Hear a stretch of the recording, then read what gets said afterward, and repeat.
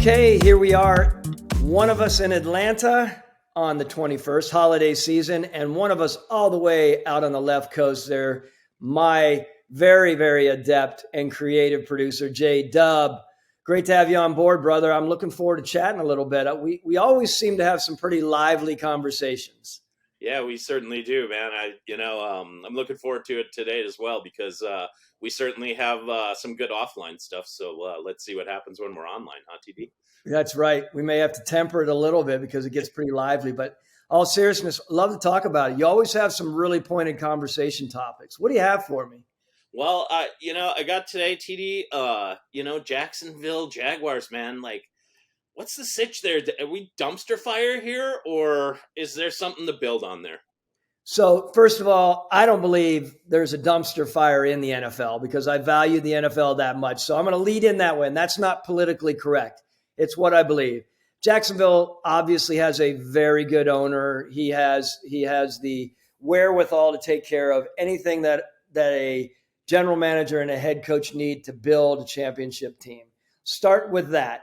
Where Shad Khan is and how he and Tony Khan approached the next head coaching selection is a really, really important point in their ownership and how the organization is going to go. Look, I've said this from the very beginning. Dave Caldwell put together a really good group of football players. Unfortunately, those players didn't stay there. He drafted a lot, and I know there's going to be a lot of people who are throwing darts at those comments and thoughts. That organization has people to build with. Of course, they have a really good quarterback that they can continue to grow with, which is a great thing. They have other players that can continue to help him. And look, right now, what I'm looking at is you have the rest of the organization who is looking over their shoulders to see what's the next step here. Are they going to give Darrell Bevell an opportunity to stay? Are they going to be looking out, in the masses to try to decide who the best next coach is going to be? And look, there's some really good football coaches out there. There are some young ones, of course. I have my issues with some of those just off the beaten path young guys because it's not all about that. And that's not just because of the Joe Brady thing. That's not just because of that.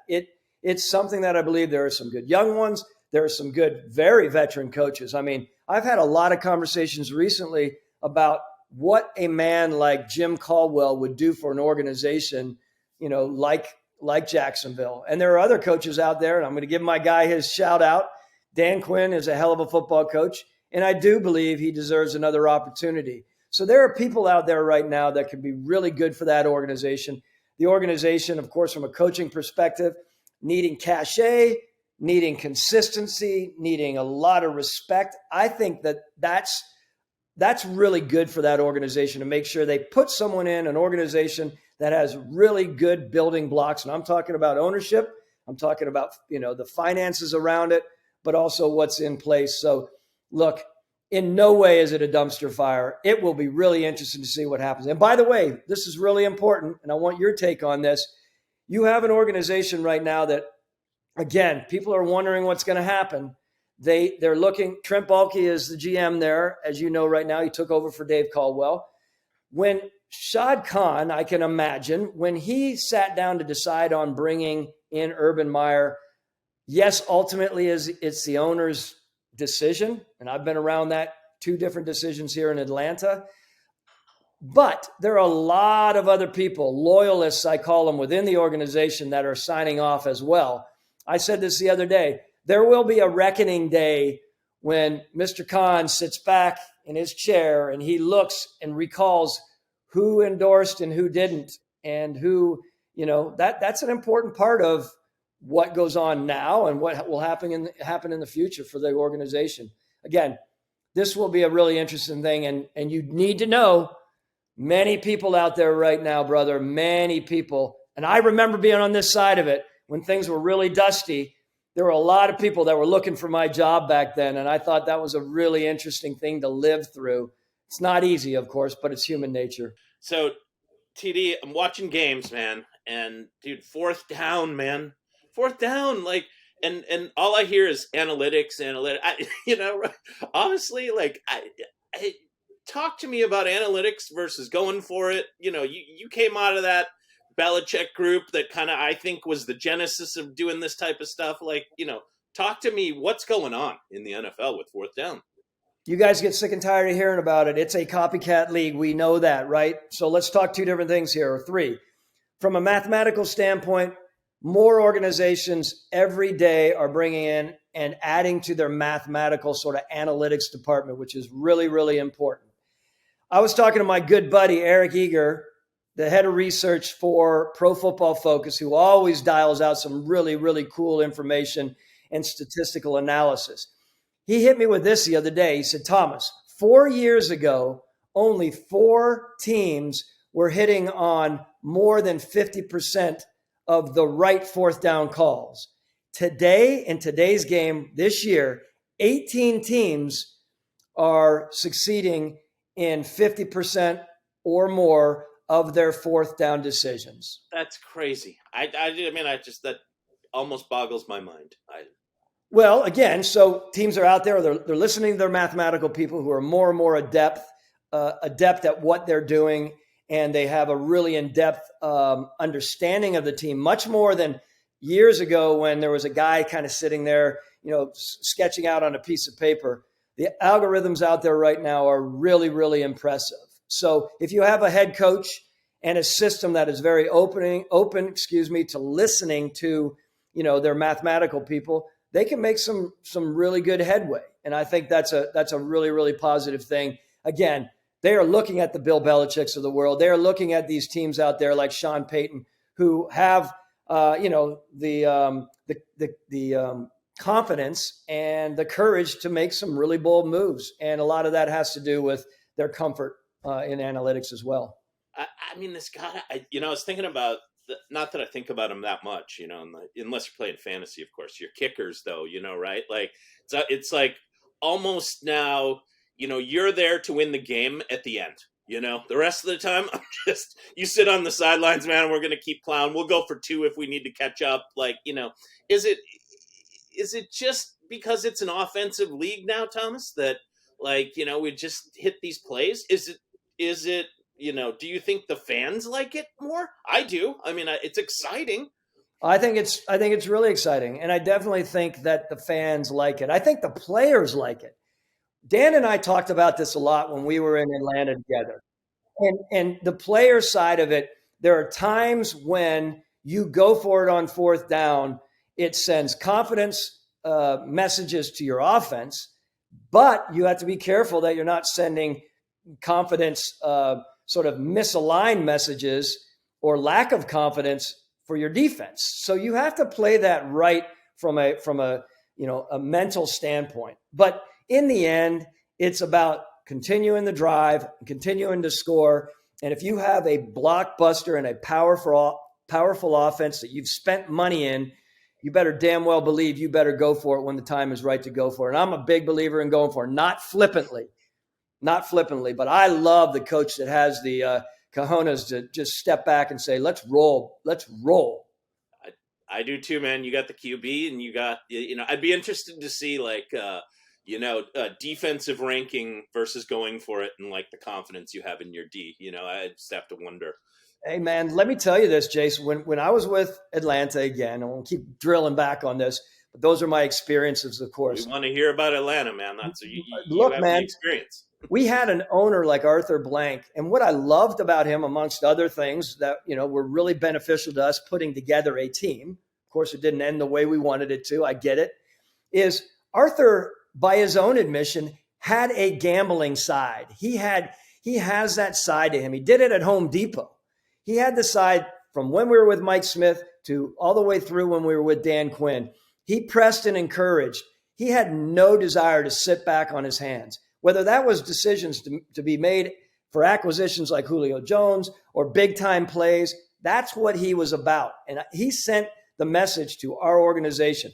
And again, what I thought, that is a really positive thing. If you have a conservative owner who is always worried about the monies and making decisions because you fear falling through the cracks, that doesn't send the right message.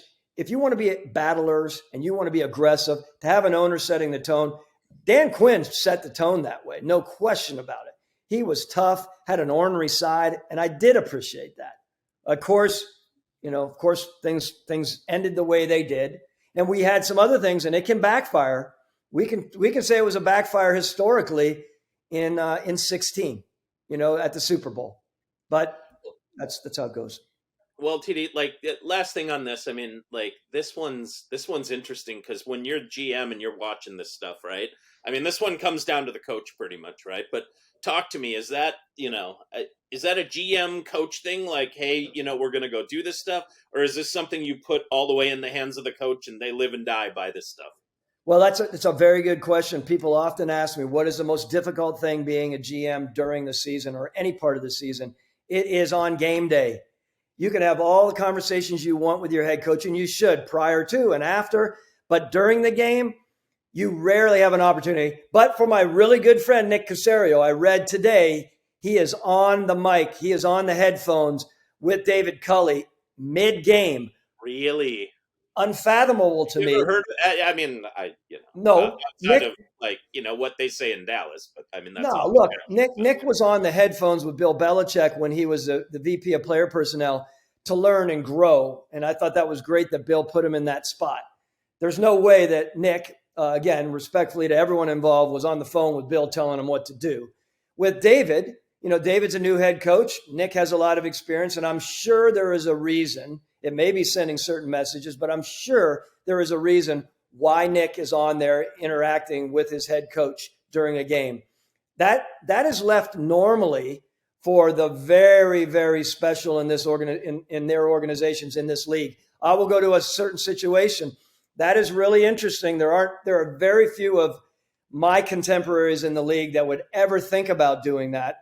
And there are very few in the league of my contemporaries who would ever walk in during the season and address a team like John Elway did. John had a yellow jacket. There are certain things guys like that can get away with. The majority of us, and it's funny, I would have people within the organization quietly to me and outside the organization in Atlanta during times, they would say, well, why don't you go in there and address the team? I'm like, no, I'm sorry. I had some choice words. There's no way you could pull it off. I don't care how confident you are, how tough you are to go in and cross lines that aren't normally crossed. That's a really, really complicated and dusty approach to management. Would you go in when, it's playoff bonus time? Maybe that's your time, TD. You'd go in then. You might talk, most GMs or a lot of GMs would address the team at the beginning of the season, come in with the training, kicking off training camp, have a few words of encouragement. They would pull back and be where they needed to be. And there was a behind the element scene, which is behind the scenes element that I think is pretty important. Yeah. Rarely can you pull off the other stuff. Nick is obviously pulling it off because his head coach is agreeing to it, of course. What I concern myself with is the invective and the hurled and the critique hurled that Nick is puppeteering, because I know that's not his approach.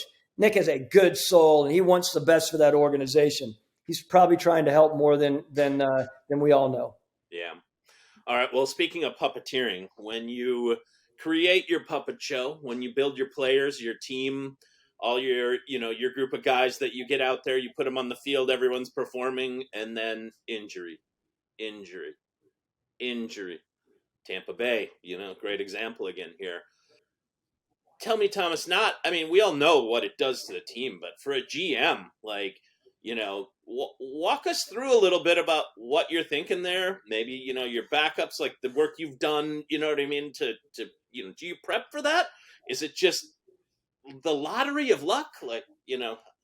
Talk to me about how a GM feels in that situation. Let me first say, yes. What a great question. Tampa Bay, we'll talk about that. Injuries at the core.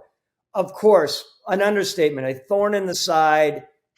Exponentially, the more you have, the more thorns in the side you have and agitation you have.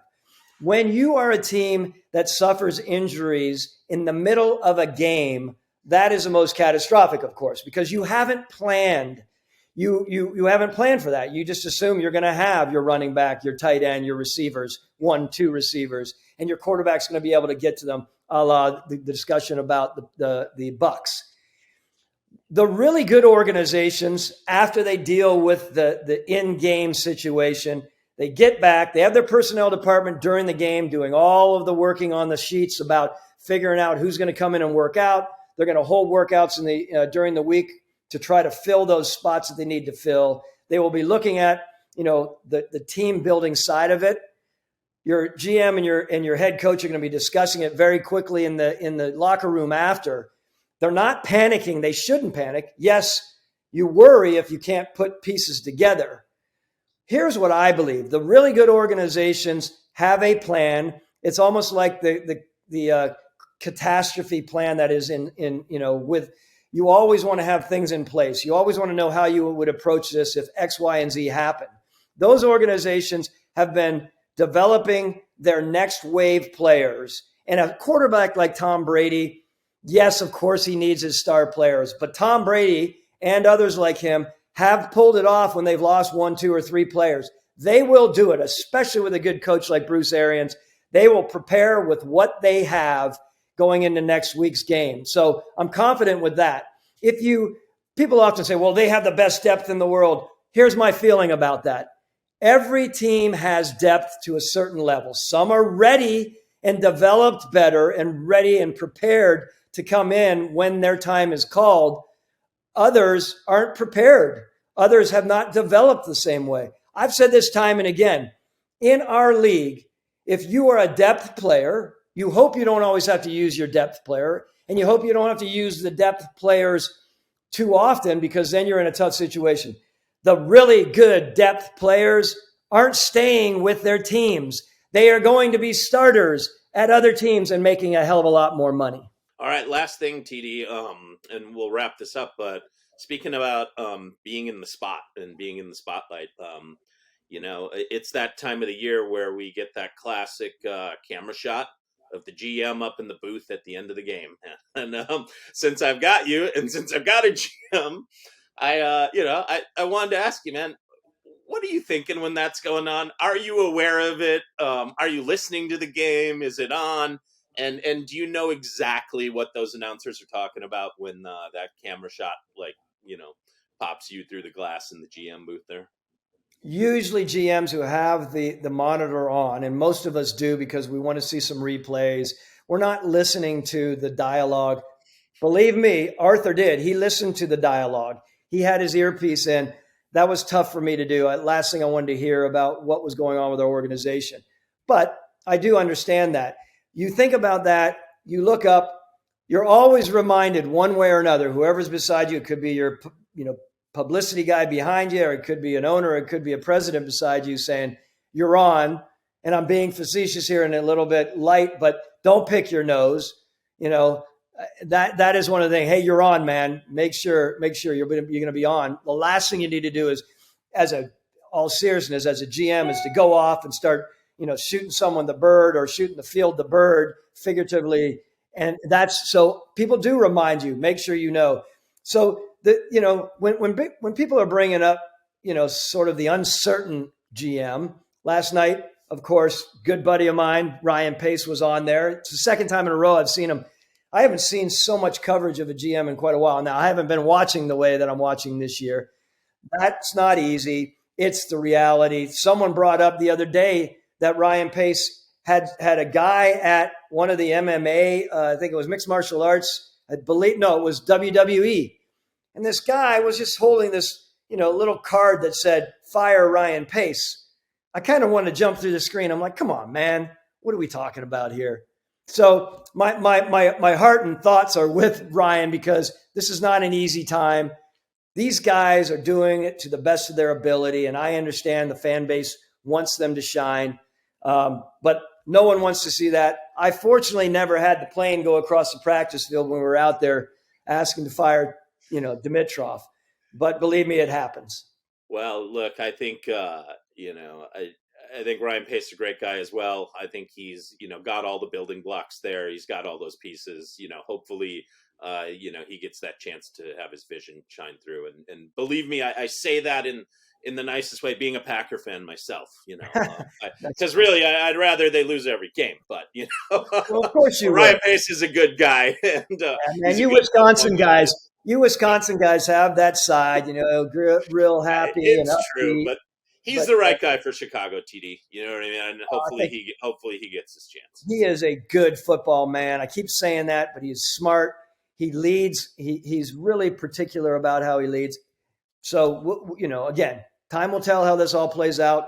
And we had an opportunity to go around, and I interviewed 16 people during the off season and had great conversations. He was one, and it was just heartwarming and eye opening to listen to him and what he's learned during his time.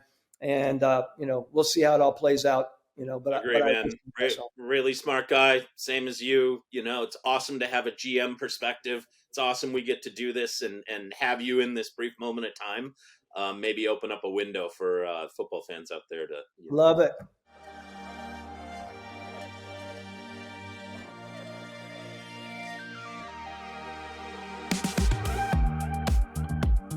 All right, here we are back again on December 21st with Dr. Scott Goldman, pioneer of sports psychology, 20 years in the field, working for NFL teams, NBA teams, some of the best, as well as the University of Michigan and University of Arizona. I mean, very, very adept at what he does and very well regarded, quite honestly, worldwide regard. So I'm really fortunate that we are to have Scott here today. We have this session we're talking about on the couch, Scott. And by the way, thanks. I know you're out in LA. Thanks for joining us. I'm all the way out in Atlanta. How is it out there? Honestly, there is no reason why anyone should be unhappy in this paradise. It's an amazing place to be. I mean, there's a comedian who once said, if you're unhappy in LA, it's probably you. So I am having the time of my life right now. Beautiful weather.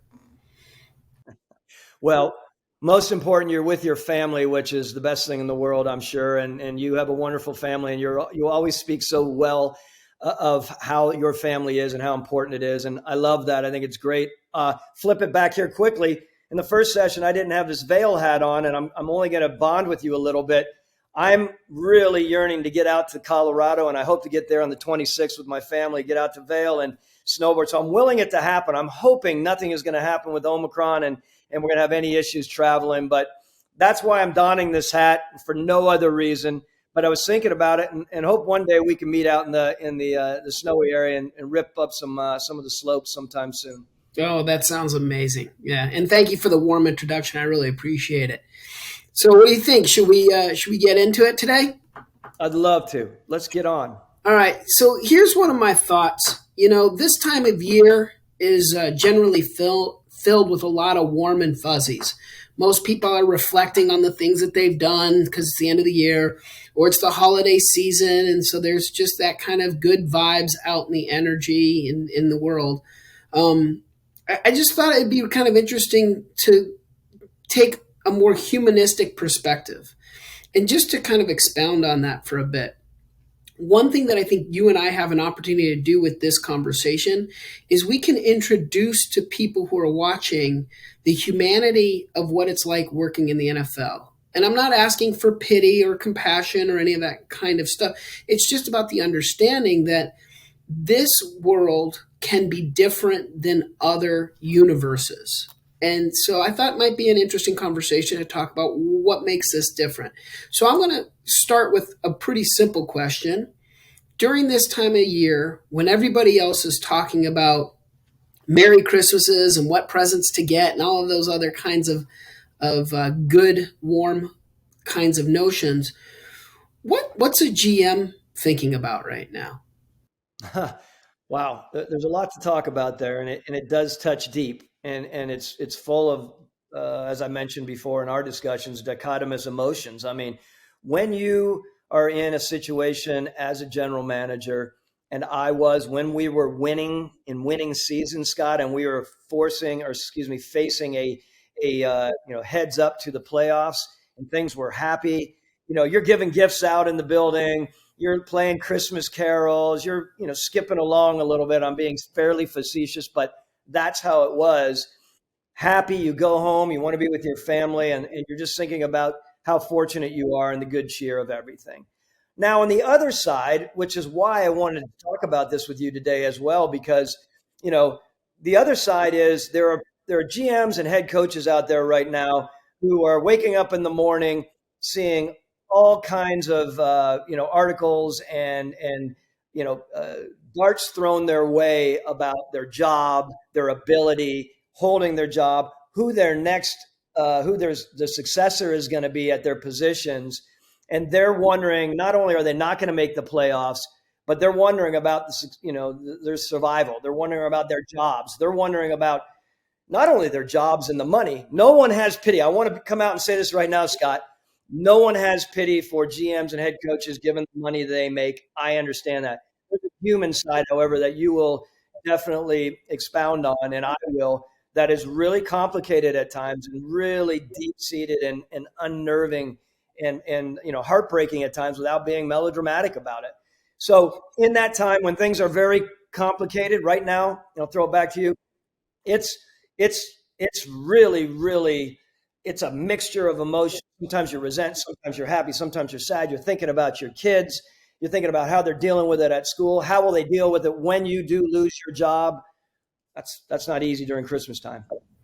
So let's start with that. Have you ever been caught off guard or kind of hit with a gut shot when you were unprepared? Like maybe you were at one of your kids' soccer games, or maybe you're just in line at the grocery store, one of these sort of like normal moments where someone off the cuff just flippantly said something to you that struck a chord and lingered for you for a bit. Scott, I will say for the most part in Atlanta, I had a lot of really good support to my face, meaning most people were really good about it. They may say, hey, I really wasn't appreciative of that call or this or that you've done, but keep doing the job. Appreciate your efforts. I had none of that. I'm sure there might have been other places in the country. They might have been a lot more rugged about how they approached it. But I will say there were times when I would get calls from my friends and my family, and they'd say, wow, did you see what Mark Bradley just wrote about you? Or did you hear in town what the local radio jock Mike Bell just said about you and how he eviscerated you? And then I start, any human nature is to say, no, I don't give a flip about that. Doesn't matter. And yet, of course it does. Of course you wonder. And anyone who says that it doesn't affect them, it does. Again, it affects you. Now, just remember this, Scott. Your kids back 30 years ago weren't necessarily picking up the newspaper. Today, they are online right away when they get up with their phones, and they are seeing everything written about their fathers as GMs and head coaches. That is a completely different world for your children that you're trying to protect, of course. What was it like when some of your friends and colleagues were calling and you're kind of going, hey, are you calling because you care about me, or are you calling for my job? Like, how do you kind of figure out the dance between your peers? What was that like? That's another complicated thing. Scott, that's a great question too. And it deserves quite a bit of discussion. But let's start with back to reality. I always think of myself as a realistic optimist. And I do because for me, I am very realistic about what this organization had in store for me, what the league had in store for me, what I was moving into as a middle management person and into a management role, like senior management role as a GM. I also know that there are 32 of these or 31 other jobs like this in the league, but 32 jobs for a lot of the people that either have jobs right now, my contemporaries in the league, or some of those that either had gotten fired or were still on their way up the proverbial ladder, Scott, who were really, really keen on what was going around in the league from team to team, from year to year. And again, when you're in the middle of building your team and things are going well, you're not thinking about that. People aren't talking about the Atlanta Falcons year in and year out and whether that job's going to come open. But when it starts getting really dusty and uncertain, and when that seat starts to really heat up, believe me, there is a lot of discussion, not with me as much as I will get calls from people that I know very well who are like, hey, there's a lot of scuttlebutt out there about you, your job, and the potential opening. And people are really excited about working for Arthur Blank, just so you know that. And then I would have, interestingly enough, on top of that, which is tough because those people that you figured were your friends, I'm big with semantics here, Scott, but friends are important to me, very good friends and best friends. There's a layer there. And then there's the acquaintances and, the, professional acquaintances that you have. But the ones that I thought were friends that start to settle in a little bit when things start going awry, that's a little bit tough on the heart too, because you thought they had a different place in your world and cared for you a little bit more. But in the end, and I don't bemoan them, they're caring about their opportunity. They want to get a kick at the can. They want to make the money that GMs make, and they want their opportunity, and not in this order. They want their opportunity to build a championship team. And if it comes Atlanta, sorry, Thomas, or whoever else is there, or if it comes in New York now and they're talking about, Chicago, they may really like those two guys, Dave Gettleman and Ryan Pace, but there's a lot of people out there right now looking very closely at those jobs who are ostensibly friends. That is complicated. I want to say one more thing. I would have media call me, Scott, and they would say, hey, what are you hearing out there on some of these jobs? And I'm thinking, and it was really odd. Not one of them asked me about my job. And I thought, they're like, well, I won't go into Atlanta, right? We'll just ask about everything else. And I'm like, I get that. I know why you're calling. You want to see if I will talk about it, but we didn't. So, and those were some good friends in the media. Everyone's interested in your world. And we've always said that, Scott, and I would love your take on this. Everyone either wants a winner or they want a loser. They want the really good feeling story or they want the treacherous story, right? Yeah, I mean, I think what it is it's easy to depersonalize the person you see on TV. It's easy to think of them almost like you're watching a character on a TV show or a movie versus them actually being a human being who bleeds when cut, And so I go back to this kind of concept. And actually, while we're talking about movie characters, I'd be very curious.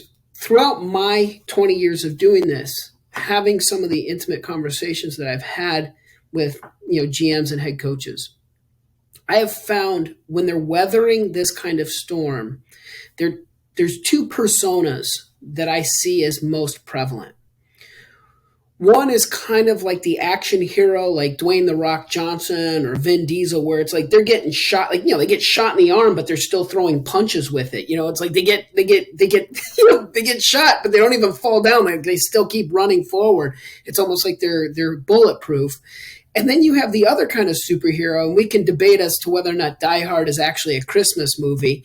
But there is this other kind of, hero, the Bruce Willis Die Hard, or, Bob Odenkirk in the last movie, Nobody, which was excellent, where they feel every ounce of pain. Like when Bruce Willis is, pulling glass out of his bare feet and the villains are finding him by tracking his blood. It's like he feels every ounce of that pain, but still finds a way to keep going. So I'm just curious, did you find yourself when you were under the intensity of the sword of Damocles and all of the decisions that were coming and the doom that was inevitable, which kind of persona did you find yourself taking more on? Wow. Look, I mean, I was one that wanted to be real. I talked to you many, many times about this. I can't necessarily reference, Hollywood and such. What I can reference is my own dealings, my own approach, being real, looking people in the eye, talking about it. I did not avoid what was the inevitable discussion. And whether it was middle management people I was talking to, some of my right-hand people that were, senior level executives, I was very honest as much as I could be. And I took pride in that. That was important for me.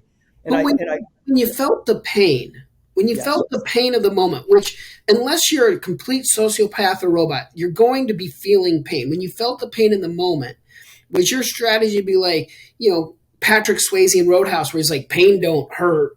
Or were you more like that guy who's like, every one of like Wolverine when he says, every time I release the claws, I feel that pain every time? How were you navigating that pain?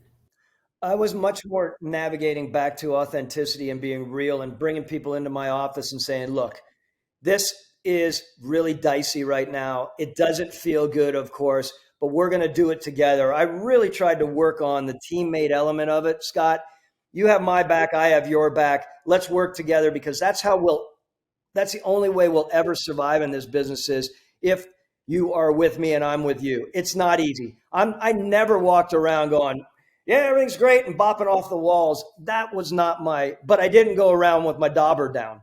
That was how I was raised. My dad was pull your damn bootstraps up and deal with it right to the very end. And that's how I felt I wanted to deal with it. When people were down, Scott, I did have conversations, and I was very direct with those people. I would sometimes do it with 1 and 2 people. Sometimes I would do it with an entire department. And that was important for me to be able to talk about it and not avoid it. Well, I think it's part of that reality that some people hate to admit, which is we all wear these different masks, right? And there are times and places where some masks are more appropriate than others. And so it kind of leads to my next question, bringing it back to family, which is, as heavy as your heart was, or as much as the pain stung in the building, when you drove home at night, I'm sure you had to kind of transition or take one mask off and put another mask on. How did you do that when you were headed home? Yeah, look, going home, it was always a time for me to make calls. And that was a time that was even more important for me to make calls. I wasn't just immersing myself in music as much as I enjoy music, but I thought I needed to really talk to my friends around the league and some of my sort of mentor-like people and have good discussions, sometimes not even about the issue at hand, more just knowing these people are really important in my life. They've helped me get to where I've gotten, even the high times of, winning the NFC Championship. They were there when we lost the damn Super Bowl in 2016 when it hurt beyond. And they were there during this time when it was very uncertain. My future was very uncertain. So that's how I dealt with it. And when I got home and when I was with my kids or with my fiance, I really tried to take a page from Mike Smith's book. I thought Mike Smith, the first head coach I was with, Scott, he was really good. After any loss, as treacherous as it was, I would be in his office and he would pick up at the stadium, wherever we were, he would pick up the phone and call his wife. And he was the most upstanding father and husband that I have ever been around. He wasn't a bitch about it. He was taking it straight on the chin. And I was really, really impressed with how he was real, because his family, his daughter and his wife were the most important things in that moment, as much as his world was spinning around. Thanks very much for joining today. I know we're both very aware of the time we have given the holiday season. Yeah. Hey, happy holidays, season's greetings to all.